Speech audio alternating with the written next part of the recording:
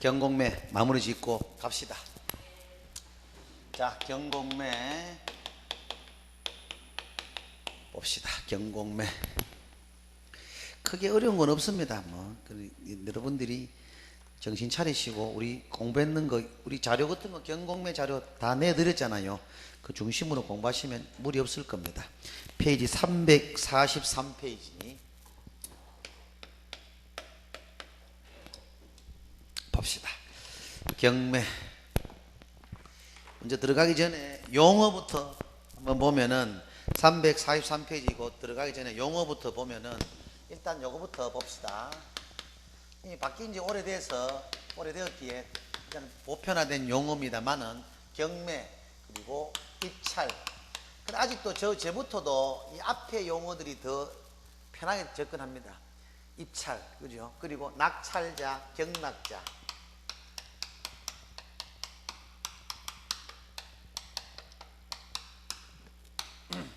경매는 뭡니까? 매각.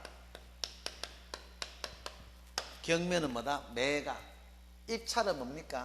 매수 신청. 입찰은 매수 신청 또는 매수 신고입니다. 낙찰자나 경락인은 뭡니까? 매수인입니다. 매수인. 낙찰자나 경락인은 매수인. 시험은 이 용어로 나옵니다. 최고가 뭡니까? 매수 신고 금액 이래 나오지 최고가 입찰 금액 이래 안 나옵니다. 우리 나도 지금 수업 중에도 계속 입찰 최고가 낙찰자 최고가 입찰 금액 이 용어가 그렇죠. 거의 입에 너무나 편하게 녹아내려서 쉽게 안 바뀝니다. 일단 시험은 이 뒤에 용어로 나온다는 거 아시고 계십시오. 그러니까 아까 매수 신청시라는 단어 쓰지 않습니까? 입찰시라는 단어 안 쓰고. 그러니까 각종 증명서라든지 신고증은 매수 신고시에 내는 것이 아니고 매각 결정기일 그랬잖아요. 매수 신청시, 매수 신고시에 내는 게 아니다 이 말입니다. 즉 입찰시에 내는 것이 아니다 이 말입니다. 만약 저 같으면 그 책의 용어가 매수 신고더라 그렇지 설명할 때는 입찰시에 제출하는 것이 아니다 이래 설명할 것 같습니다. 그죠? 의미는 같더라도 용어가 바뀌었습니다. 참고하시고 1번 다음은 법원 경매와 비업무용 부동산 공매에 관한 설명이다. 옳지 않은 것은 법원 경매의 경우 유찰 시 원칙적으로 최저 매각 가격의 20% 맞습니다. 그 지자체마다 물건마다 30% 저감률도 있긴 있습니다. 공매는 10%입니다. 경매는 20, 30%. 공매는 10%입니다. 비업무용 부동산 공매는 10% 맞습니다. 비업무용 부동산 공매의 경우 대금을 분납하는 것도 가능하다. 그럼 그걸 보시기 전에 밑에 박스에 해설지 잘 해놨습니다. 장단점 이건 차라리 여러분들이 별표한 해놓으시고 공부 좀 한번 읽어보십시오. 장단점 그죠? 밑에 장점과 단점 보시고 그리고 가격 저감률 그죠? 경매는 20, 30% 공매는 10% 좀 참고하십시오. 다음 네 번째 비업무용 부동산 공매를 통하여 토지를 취득하는 경우에도 원칙적으로 허가를 받아야 한다. 우리 연습했죠. 우리가 공매는 원칙적으로 허가를 받는데 단 뭡니까? 3회 이상 유찰된 경우에 면제지 비업무용 부동산 공매 통상적인 공매는 허가 대상입니다. 다만 3회 유찰 시인 경우에만 면제입니다. 다섯 번째 법원 경매를 통해 토지를 취득하는 경우 부동산 거래 신고에 관한 법률상 토지거래 허가를 받아야 한다. 틀렸습니다. 경매와 압류부동산 공매는 허가 면제 저번주에 낱낱이 깨알같이 적어드렸습니다. 허가 대상하고 비대상 그죠? 공매는 허가 대상인데 경매하고 압류부동산 공매 특히 압류부동산 공매는 뭐라 했습니까? 경매와 동일하다 그랬잖아요. 규정만 공매지. 그래서 허가 면제입니다. 저번주에 다 해놨는 겁니다. 다음 2번 하필 나오네. 2번 한번 봐드릴까요? 자 2번 보시면은 압류부동산 공매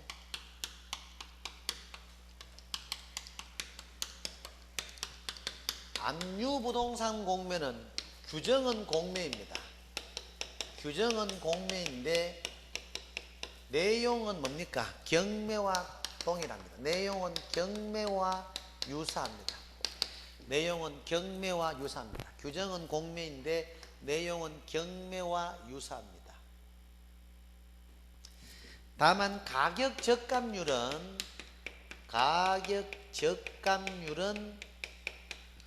원래 자기 공매 규정, 원래 규정인 공매의 규정을 따른다.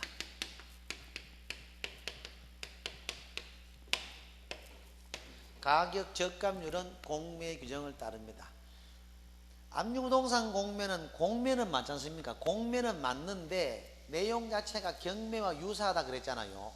그렇기 때문에 경매는 허가가 면제잖아요. 공매는 허가 대상인데도 압류부동산 공매는 경매와 내용이 유사하니까 허가도 면제다 그 말입니다. 그죠? 대금 납부도 일시 납비고, 그죠? 전부 다 공매와 규정을 그대로 따릅니다. 근데 유찰 시의 가격 적합률만큼은 원래 자기 규정인 공매 규정을 따른다 그 말입니다. 이해되시죠? 매수자 명의 변경 불가능합니다. 경매와 같기 때문에 매각 대금은 분납이 안 된다. 2번 맞는 말입니다. 경매와 동일하기 때문에 그렇습니다. 법원 경매 절차를 거친 물건이므로 권리 분석 필요성이 적다.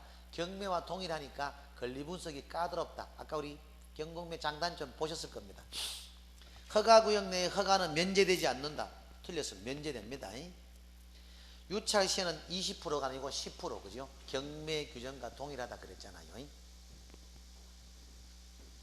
공매 규정, 원래 규정인 공매와 동일하니까 유찰 시 적합률은 20%가 아니고 10%입니다. 다음 3번. 법인인 개공사는 경공매 부동산에 대한 권리 분석 및 취득의 알선 의무를 할 수 있다. 다음 중 틀린 것은 전세권은 최선순위라 하더라도 배당 요구를 하면 매각으로 소멸된다. 그죠? 담보가등기 좋은 말 나옵니다. 이거 한번 오늘 잡아드리겠습니다. 여러분요, 가등기 들어보셨죠? 가등기는 종류가 두 가지가 있습니다. 가등기의 종류는 뭐 있습니까? 담보가등기가 있고 보전가등기가 있습니다. 여러분, 우리 통상적인 가등기는 담보가등기를 의미하겠나요? 보전가등기를 의미하겠나요?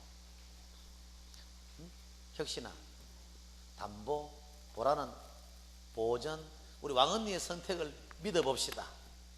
통상적 가등기는 담보가등기겠나요? 보전가등기겠나요?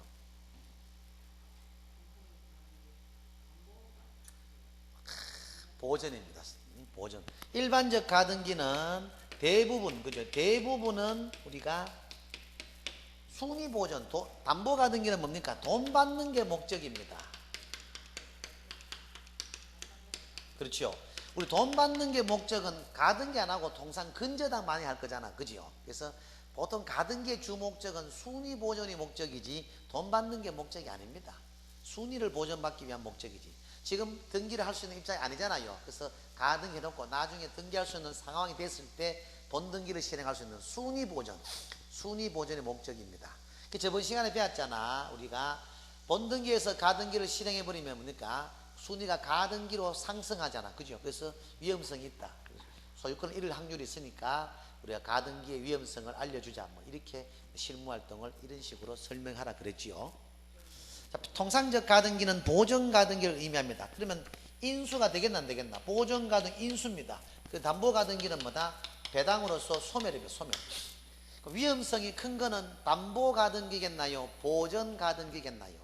그렇죠. 통상 위험성이 큰 것은 보전가등기입니다. 어떤 식으로든지 인수가 된단 말은 매수인이 추가 비용 부담도 발생되고, 그죠? 권리 분석이 까다롭다. 그래서 보전가등기는 위험성이 크다라고 설명하면 됩니다. 실무활동 하실 때. 그 문제를 뺏겨놨습니다. 2번. 담보가등기가 최선순위 저당권보다 앞서서 설정되었다면 낙찰이 되더라도 말소되지 아니한다. 말소입니다. 담보가등기는. 여기서 중요한 거 하나 볼까요? 말소 기준권리 들어보셨죠? 말소 기준권리입니다. 말소 기준권리는 뭐예요? 담보가등기, 금방 나오는 담보가등기, 그리고 근저당이나 저당권, 압류나 가압류, 그리고 경매 개시 결정 등기.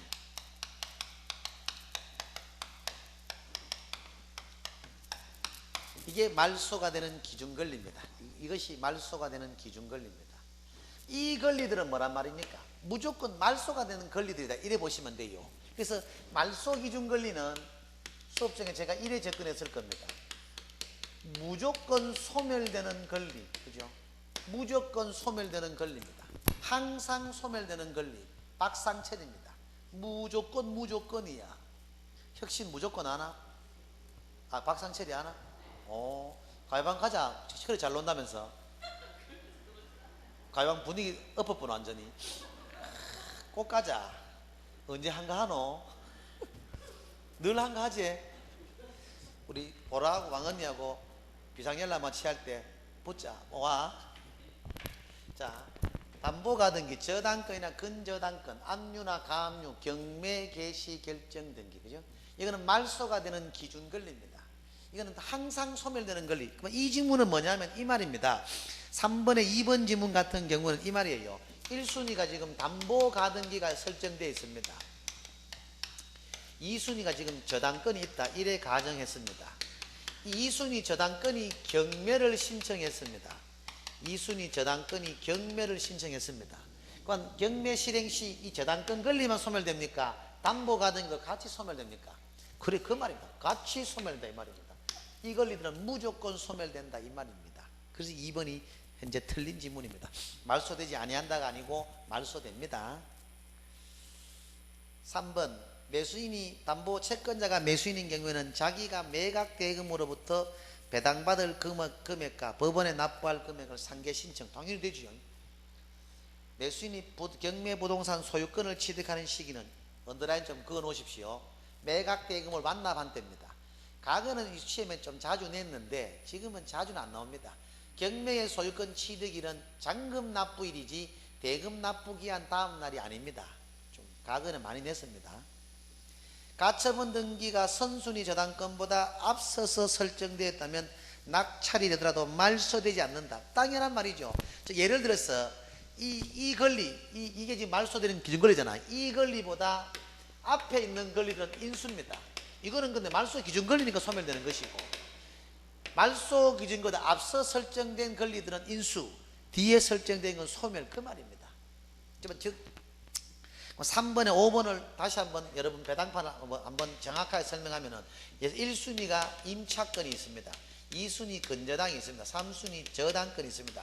4순위가 뭐 가압류가 있다고 가정합시다. 예를 들어서 2순위 근저당이 만약에 경매를 신청했다 가정합시다.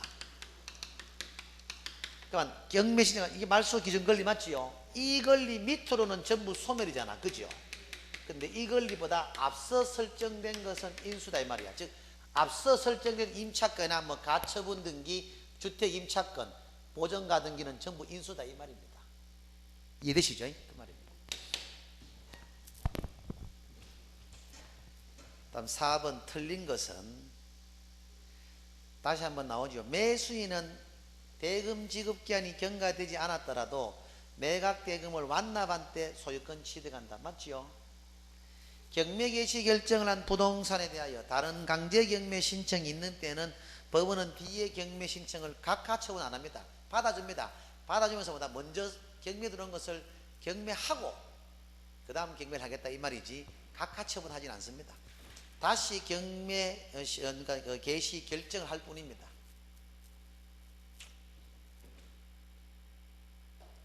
즉 경매 개시 결정 등기가 됐고 그 뒤에 다시 또 그 법원 경매 개시 결정이 또 들어왔다가 뭐다 또 경매 개시 결정을 해준다, 이 말입니다. 기존 각하처분하는 게 아니다, 이 말입니다. 기각과 각하의 차이점은 우리 시험하고 크게는 관계없지만 기각은 이겁니다. 심리는 합니다. 이러이러한 걸로 해가지고 우리가 옳고 그름을 판단 정도는 합니다. 그러기 보통 우리 정치적으로 부담이 되는 것은 기각 판결 많이 합니다. 노무현 대통령 탄핵 심판 아마 기각 판결 때렸을 겁니다. 맞잖아요. 요건은 갖춰졌잖아. 뭐 이렇게 잘못을 해서 대통령을 탄핵하겠다. 요건은 갖춰졌는데, 그러니까 이거는 뭡니까? 우리 대법원에서 알고 우리가 헌법재판관들이 정치적 부담을 많이 안잖아. 그래서 기각 판결이고. 근데 박근혜 정부 때 그 탄핵 심판은 기각 판결이 아니고 인용돼 가지고 파면 결정 났지만도 그죠. 그래서 정치적으로 부담이 지기 싫을 때는 기각 판결 많이 때립니다. 각하는 뭐냐면 아예 사안 자체가 사건 자체가 성립 자체가 안 된다. 그게 각하 판결입니다. 기각과 각하의 차이점은 우리 시험과 관계 있나? 전혀 없습니다. 니 우리한테 왜 설명하노? 강사가 많이 아는 것처럼 보이려고 설명하지 시험하고는 전혀 관계 없습니다. 전혀 관계 없어요. 각하 용어 나왔으니까 설명드리는 겁니다. 근데 의미는 아시면 좋잖아요. 모든 시험은 용어만 알아버리면요 50점은 따고 들어갑니다. 왜? 법은 생활의 편리성이니까 상식으로 접근하면 돼요. 그러니까 용어를 모르는 상태에서는 상식을 활용을 못한다 이 말입니다. 용어 자체의 의미를 모르니까. 그죠? 기각 틀리죠. 기각 각각 다 틀리죠. 이거는. 그래서 올 때는 받아줍니다. 맞죠? 받아줘가지고 다시 경매 개시 결정한다. 그래야 맞죠. 집행권은이란 뭐다? 법원에서 인정하는 공적인 문서를 의미하겠죠. 나머지 읽어보시면 별 거 없습니다. 다음 5번 민사집행법상 법원 경매의 매수 신청에 참여할 수 없는 자입니다. 입찰 참가에 제한을 받는 자지요. 매수 신청이 나는 입찰이야, 그죠? 더 와닿습니다. 입찰에 참가할 수 없는 자, 채무자, 돈 빚쟁이가 무슨 너무 경매 참석하노, 그죠? 그리고 나머지는 상식입니다. 경매 유죄 판결 받고 2년 미경과자, 법원 가족들, 친인척들, 그리고 감정평가한 친인척들, 그분들이 있답니다. 그건 입찰 참가에 제한을 받습니다. 채무자만 여러분들이 알아놓으시면 나머지는 상식적으로 풀 수 있습니다. 그리고 제3취득자 이런 단어 나오는데 우리 시험에 직접적으로 언급할 필요는 없는데 제3취득자가 뭐예요? 가요방 꼭 한번 보고 싶다. 나도 20대 때 발랄했는데 그거를 자네가 보여주겠다 이 말 아니야. 얼마나 가슴이 뭉클하노. 보라는 박수만 치나? 우리 왕언니 누나도 잘 놀리 싶은데 화끈해요 성격이. 제3취득자가 뭐였어요? 아니면 저당권 설정된 이후에 그 저당권을 인수한 권리자들입니다. 그지? 저당권 설정당한 물건을 다시 저당을 잡아가지고 인수하는 자, 그죠? 그게 제3취득자입니다. 그래서 보호가 돼야 될 거 아닙니까? 그죠? 그 말입니다. 그정 그건까지 경매 우리 시험에 접근 안 합니다. 걱정하지 마시고 그냥 용어 있으니까 봐드렸습니다. 다음 6번 민사집행법상 법원 경매에 대한 설명으로 틀린 것은 1번 이것도 잘 나오는 질문인데 당일날 경매 문제에서 배당 요구라는 단어 나오잖아요. 그러면 언제까지 해야 되느냐? 무조건 뭡니까? 법원에서 정하는 배당 요구의 종기일 이걸 생각하시면 됩니다. 압류의 소요력이 생긴 때부터 1개월, 일주일 다 틀립니다. 법원에서 정하는 배당 요구의 종기일까지 배당을 요구합니다. 그거 마시면 되겠고 나머지는 크게 어려운 게 없고 5번이 답인데 배당 순위에서 가압류를 한 후 저당권이 설정된 경우 가압류가 선순위이므로 가압류 채권자로부터 흡수 배당한다. 틀렸습니다. 채권 다음에 물건은 안분 배당입니다. 안분. 물건 다음에 채권은 물건이 우선이지만 채권 다음에 물건은 안분 배당입니다. 그래서 흡수 뭐합니다? 안분 배당이지. 7번 여러분 스스로 공부하십시오. 경매 절차 이런 건 이해를 요구하는 것이 아니고 철학을 요구하는 것이 아닙니다. 그러나 나는 경매 절차까지는 공부하란 말 안 합니다. 여기까지 공부해야 합니까? 그리고 그 다음 페이지 8번 문제는 배당 순서는 그나마 한 번쯤 보시되 이것도 여러분 능력입니다. 그대로 조문 그대로 보시면 되지 이해를 요구하는 것 같으면은 제가 쉽게 가는 방법을 알려드리는데 이건 이해하고 관계없습니다. 그대로 뺏깁니다. 그대로. 9번 경매에 관하여 설명한 내용 중 옳은 것입니다. 배당 요구를 하여야 배당받을 수 있는 권리자는 이런 식으로 나옵니다. 압류의 효력이 발생한 때부터 만스스 이내의 요구 신청 다 틀립니다. 법원에서 정하는 배당 요구의 종기일까지입니다. 2번 매수 신청의 보증금은 매수 가격의 10%입니까? 최저 매각 가격의 10%입니까? 최저 매각 이건 말씀드렸죠. 10대 불가사의라고.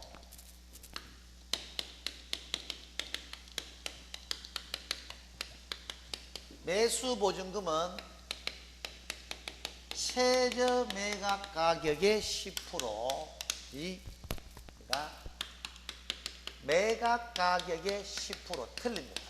최저 매각 대금의 10%입니다. 경매의 매수 보증금은, 즉 입찰 보증금은 최저 매각 대금의 10%지 매각 대금의 10%가 아닙니다. 그러나 항고 보증금은 또 다릅니다. 항고 보증금은 뭐예요? 이거는 최저 매각 가격의 10%가 아니고 이거는 뭡니까? 이미 최고가 금액이 나왔지 않습니까? 그래서 매각 가격, 매각 대금의 10%입니다. 항고 보증금은 매각 대금의 10%입니다. 항고 보증금은 매각 대금의 10%입니다. 항고 보증금은 매각 대금의 10%입니다. 큰 무리 없겠죠? 그럼 19번은 답이 4번인데 그럼 봐보시죠. 10번 같은 문제입니다. 일단 9번은 2번까지 풀어드렸고 3번 간청의 증명이나 허가를 필요로 하는 경우 이거는 모든 허가 서류는 뭡니까? 매각 결정 기일까지지 매수 신청 시 아니라 그랬죠. 4번 맞고 5번 우리가 경매 신청이 취하되는 경우는 압류는 바로 소멸됩니다. 답은 4번만 맞고 나머지는 틀렸습니다. 10번은 4번인데 기일 입찰에서 또 나옵니다. 매수 신청 보증금은 매수 가격의 10%가 아니고 최저 매각 대금의 10% 잡아 놓으시고 11번 똑같은 12번 다 똑같은 문제입니다. 13번 옳은 것은 이건 다 한번 봅시다. 기일 입찰에서 매수 신청인은 보증으로 또 나옵니다. 매각 대금의 매수 가격의 10%가 아니고 최저 매각 가격의 10%입니다. 틀리고 그리고 매각 허가 결정이 확정되면 법원은 대금 지급 기일을 정하여 매수인에게 통지하고 매수인은 그 대금 지급 기일 다 틀렸습니다. 언제까지 그만 대금을 납부해야 됩니까? 이게 26회 때 나가지고 상당히 많이 수험생이 혼선을 빚었습니다. 이게 이 말입니다. 이게 13번에 2번이 왜 틀렸는지를 가려드릴까요? 우리가 대금 납부 이거를 세상에 시험에 뺏겼습니다. 대금 납부 기한입니까? 기일입니까? 대금 납부 기한이지 기일. 그래서 이 질문 틀리는 겁니다. 참 기분 안 좋습니다. 대금 납부 기한까지 대금을 납부해야 되지 이 질문은 대금 납부 기일까지 납부해야 된다. 틀렸습니다. 그러면 기한하고 기일의 차이점이 뭐냐? 기한은 뭡니까? 언제까지입니다. 기일은 정해놓은 날입니다.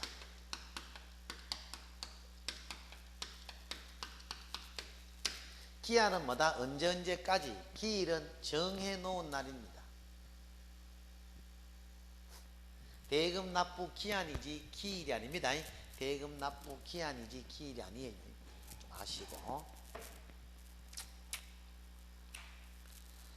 3번 민법이나 상법 그 밖의 법률에서 우선 변제 청구권이 있는 채권자는 매각 결정 기일까지 배당 요구할 수 있다. 연습했지요? 배당 요구의 종기일까지입니다. 유치권은 뭐다? 채권을 변제할 책임이 없다. 오늘 좋은 거 나오네요. 갑자기 한번 삐껴볼까요? 13번에 4번 지금 유치권 한번 잡아드리겠습니다. 유치권. 자, 유치권은 우리가 인수가 되나 안 되느냐, 그리고 경매 신청이 가능하냐 안 되냐, 그리고 유치권은 경매 신청이 되느냐 안 되느냐, 그리고 우선 변제권이 있느냐 없느냐, 그죠? 또 유치권도 배당을 요구할 수 있느냐 없느냐. 여러분, 유치권은 인수되나 안 되나요? 인수가 되지요. 경매 신청권도 있습니다. 우선 변제권이라든지 배당 요구를 뭐합니다? 금전적이 있는 게 아니잖아. 뭘 유치했는 거잖아. 물건 유치지 금전으로 가 있는 게 아니잖아. 다만 뭐다? 매수인은 그죠? 매수인은 뭡니까? 누굽니까? 매수인은 누구한테? 우리 유치권자에게. 매수인은 뭐다? 유치권자에게, 그죠? 유치권자에게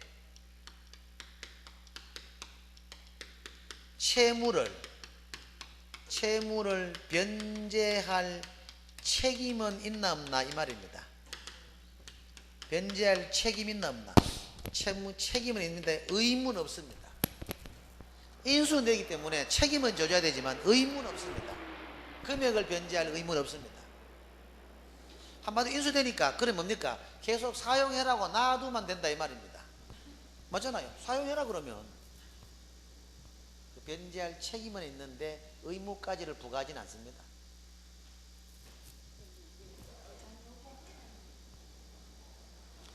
일단 4번도 틀렸습니다. 5번 전세권은 배당을 요구했을 경우 얻은 거 배당 요구 뭐합니다? 금액이 있는 게 아니잖아. 근저당 같은 경우는 금액이 정해져 있어가지고 유치권은 금액이 없으니까 그래서 우선 변제권도 없고 경매 배당을 요구하지도 뭐합니다.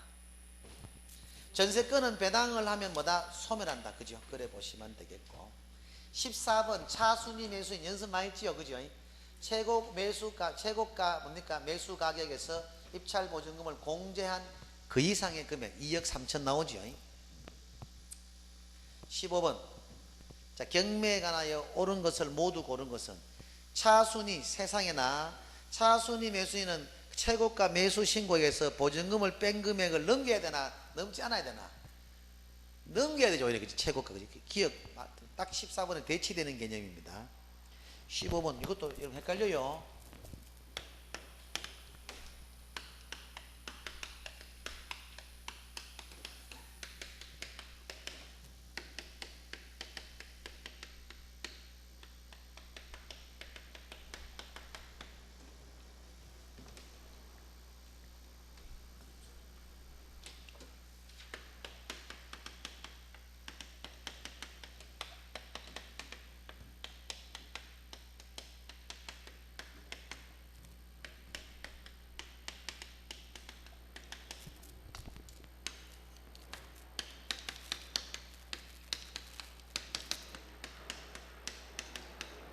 최고가 매수 가격에서 입찰 보증금을 공제한 그 이상의 금액을 제시한 자 중에서 차순위 매수인의 요건을 인정해 주지 뺀 금액 이하가 말이 됩니까? 우리 법원서는 배당에 신경을 좀 많이 쓴다 그랬잖아. 그죠? 잘하시면 됐어. 니은 대금 납부 기한까지 대금을 지급하자. 거래방 따라오지? 따라오지요? 매수인은 매각 대금을 다 낸 후 소유권 등기를 촉탁한 때 매각의 목적인 권리를 취득한다. 매각 대금을 다 내는 그 자체가 소유권 취득이지 그 이후에 뭐 이전 등기 촉탁해야만이 이전 등기 소유권을 인정받는 건 아닙니다. 잔대금 납부일이 사실상 소유권 취득입니다. 디귿 틀립니다. 매각 부동산의 후순위 저당권자가 경매 신청을 하여 매각되어도 선순위 저당권은 매각으로 소멸되지 않는다. 당연히 소멸되는. 당연히 소멸. 1순위 저당권, 2순위 저당권이 있는데 2순위 저당권자가 경매를 신청했다. 1순위 저당권도 당연히 소멸입니다. 즉 말소 기준 권리는 항상 소멸되는 권리라 그랬잖아. 답은 니은만 맞습니다. 다음 매수신청 대리인 등록 가볍게 보고 마무리를 짓겠습니다. 자, 이 매수신청 대리인 등록은 이겁니다. 여러분이 중개업에 등록을 받은 상태에서 고개를 드시고 설명을 드려야 됩니다. 중개업에 등록을 받은 상태에서 경매장에 입찰표를 대신 작성해주는 그 업무를 할 수 있는데 그건 별도의 등록을 받아야 됩니다. 중요한 것은 중개업에 등록이 없는 상태에서는 매수신청 대리는 아무 존재가 가치가 안 됩니다. 즉 그래서 설령 그러니까 중개업을 휴업했다거나 뭐 중개업자가 업무정지 맞았다. 그죠? 그 중개업자가 뭐 자격정지 맞았다. 우리 입찰 대리는 그러니까 우리 입찰 대리 업무는 바로 모든 게 절대적 업무정이 들어가 버립니다. 중개업이 등록이 살아있는 상태에서 입찰 대리는 유지가 될 수 있고 2년 전에 도입된 게 뭐냐면은 휴폐업은 별도로 했다, 별도로 할 수 있다. 이 말은 뭐냐면은 중개업 등록 살아있는 상태에서 매수신청 대리인 등록을 받았잖아요. 근데 돈이 안 된다. 입찰 대리 등록이 그걸 자체적으로 폐업한다든지 입찰 대리만 좀 더 별도로 휴업하는 그 규정을 만들었다 뿐이지 중개업의 존재 없이 입찰 대리가 연결되는 건 없습니다. 이해되시죠? 그 말입니다. 중개업이 등록이 된 상태에서 입찰 대리는 유지할 수 있다. 그걸 알아놓으시고 제요약집 제일 뒷부분에 한번 펴봐요. 우리가 이론 제일 뒷부분 경공매 아니 그 서식 바로 앞에지. 그러니까 거기에 우리가 입찰 대리 등록하고 중개업을 비교해놨잖아. 그거 넘겨봐. 거기 있잖아, 그죠? 비교해놨지요. 그게 100% 거기서 웬간하면 다 걸립니다. 누님 말고 그 서식 말고 그 앞에 138페이지 6페이지부터 해가지고 8페이지, 그죠? 있지요? 충분히 그 필기되어 있지요? 필기되어 있을 겁니다. 자, 1번 틀린 것은 우리가 보시면은 지방법원장입니다. 1번은 두 번째. 중개업의 등록은 시군구인데 우리가 경매의 등록 간청은 지방법원장 알아놓으시면 되겠고, 그리고 경매의 실무교육, 입찰대리의 실무교육은 법원행정처장입니다. 중개업은 시도인데 2번 법원행정처장 줄점 언더라인에 밑줄을 그어 놓으시고, 3번 매수신청 대리인 등록을 하고자 하는 법인인 개공사에 임원 또는 사원은 신청일 전 1년 이내에 법원행정처장이 지정하는 교육기관에서 실무교육을 이수를 하여야 한다. 맞나요? 틀리나요? 틀리죠. 오로지 입찰대리 업무는 개공만이 직접 법정에 출석입니다. 그래서 개공만이 실무교육을 받으면 되지 임원과 사원은 실무교육의 대상자가 아닙니다. 중개업은 소공이 개공을 대리하여 실거래가 신고도 할 수 있지만 우리 입찰 대리 업무는 소공이나 임원과 사원이 대리를 할 수 있는 업무는 없습니다. 개공이 모든 걸 직접 출석하고 개공이 모든 걸 다 해야 됩니다. 꼭 좀 아시고, 나머지는 별 거 없고.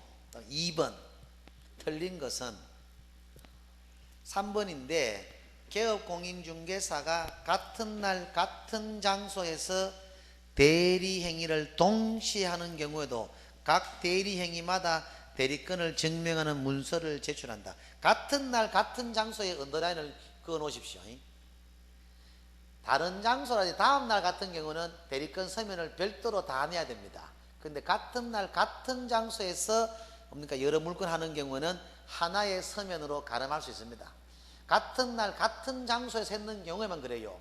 저 보라가 내한테 사장님 내 물건이 한 몇 개 있는데 이 물건을 다 입찰 대리를 한번 해주세요. 같은 날에 같은 법원에 같은 장소인 경우에는 대리권을 한 개만 작성하면 됩니다. 내가 받으면 입찰 대리를 할 수 있습니다. 여러 개 물건을, 왜? 같은 날 같은 장소에 여러 개 물건이니까 관계없는데, 만약 보라가 하나는 대구지방법원, 하나는 부산지방법원, 이런 경우는 대리권을 별도로 다 내야 됩니다. 뭔 알겠죠? 그 말입니다.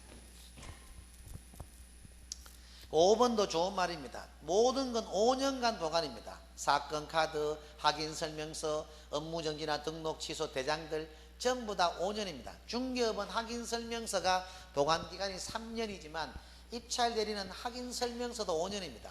당연한 입찰 대리에 관련되는 보관 기간은 전부 올통으로 5년으로 접근하시면 됩니다.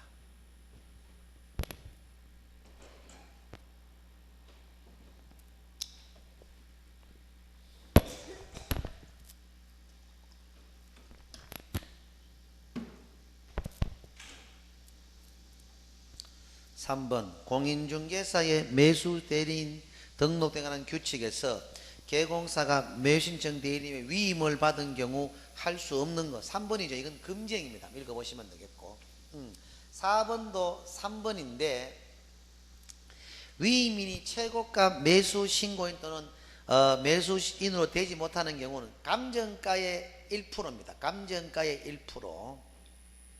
맞는 말입니다. 최저 1점 맞는 말. 틀린 건 2번이네. 그죠? 감정가의 1%, 최저 매각가격의 1.5% 언더라인 좀 그어 놓으십시오. 즉 경매의 보수는 감정가의 1% 그리고 최저 매각가격의 1.5% 범위 안에서 전부 다 사전협의입니다. 우리 경매 입찰 대리에 관련된 업무는 사건 카드 작성, 보수 협의 모든 사항을 사전에 협의 완료해야 됩니다. 사전에. 보증도 사전입니다. 보증도. 갑자기 이게 생각나네. 보증도 한번 보시면 중요하지요.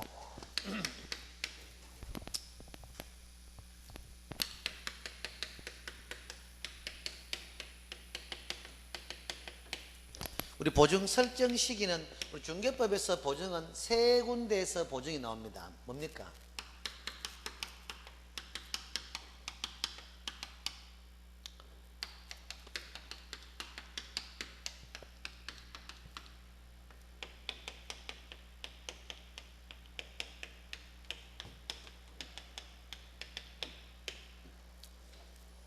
나오는데 우리가 개설 등록 신청 시에는 보증 설정 시기가 언제였습니까?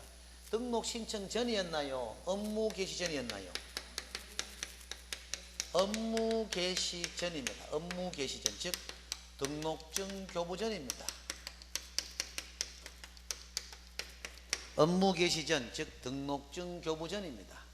근데 분사무소 설치 시라든지 입찰 대리의 등록 시에는 보증이 전부 다 사전에 완료를 해야 됩니다. 보증이 전부 다 사전에 완료해야 됩니다.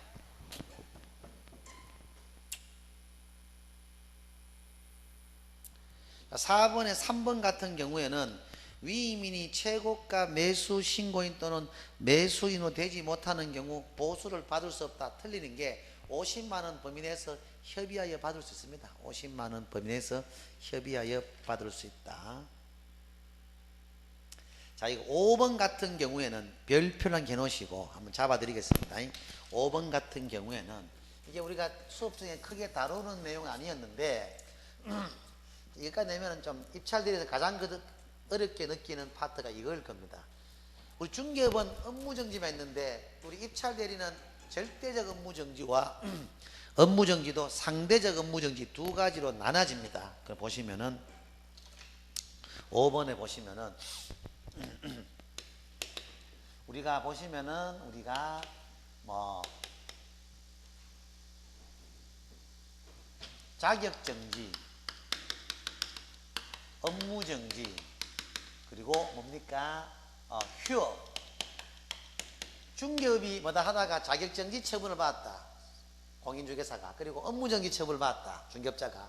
휴업 신고했다. 휴업기간 이런 경우는 뭐다? 그때는 입찰 대리는 절대적 업무정지입니다.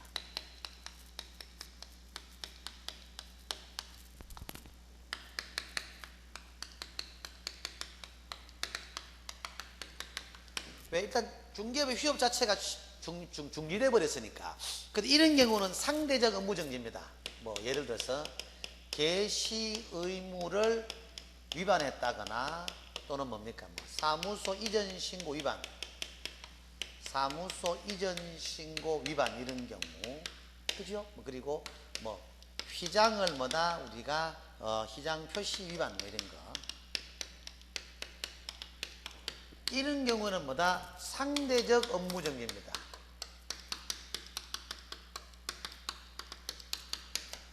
이런 경우에는 상대적 업무정지, 상대적 업무정지. 그러니까 보시면 외울 필요가 없는 것이 중개 업무가 중지되어 있으면 뭐다? 절대적 업무정지고, 이건 중개 업무가 중지가 아니잖아요. 과태료 정도의 끝입니다. 이런 경우 중개 업무 사무소에 반때기 돌아간다 이게 더 나은데 사투리입니다. 중개사무소 영업은 돌아간다 이 말입니다. 그렇기 때문에 상대적 업무정지지 절대적 업무정지가 아니다 그 말입니다. 오늘 보라 완벽하지 이러면은 다 되지? 다 되고 있지. 서울에 갔을 때 좋아, 아주 좋아. 한번 내가 서울 한번 잡아야 될 거 아니야, 그죠? 서울 한번 잡아가지고 한번 전국을 통일하면 해야 되는데, 제가 부산 서면하고 대구 동성로는 다 잡아놨으니까 서울 강남만 잡으면은 저는 뭐 전국을 통일합니다, 그죠? 자, 개시 의무 위반하고 사무소 이전 신고 위반, 휘장 표시 위반은 뭡니까? 상대적 업무정지다 이 말입니다. 상대적 업무정지. 외우려면 그것도 머리도 아프니까 어차피 중개업이 중지된 상태는 당연히 입찰되는 절대적 업무정지고, 이건 중개업무가 중지된 건 아니잖아요. 그래서 상대적 업무정지에 불과하다. 요래 보시면 제일 무리 없습니다. 그래서 리얼 미음입니다. 절대적 업무정지. 그래 보시면 되겠고, 6번은 1번인데 공장 및 강업재단 저당법에 따른 공장재단은 매수신청 대리 업무를 할 수 없다. 우리 중개업의 중개대상물하고 입찰 대리의 중개대상물은 같습니다. 그죠? 그래서 1번 틀렸습니다.